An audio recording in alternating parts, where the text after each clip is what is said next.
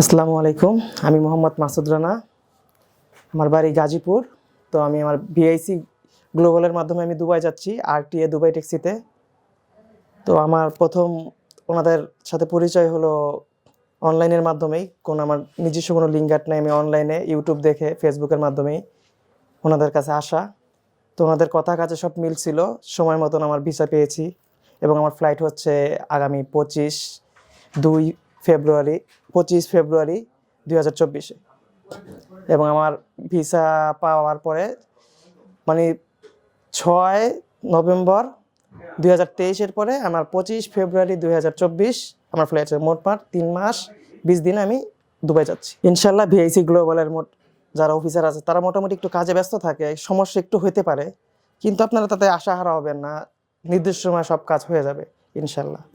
এবং ওনাদের বিশ্বাস করা যায়, আমি হ্যাপি ওনাদের পারফরমেন্সে।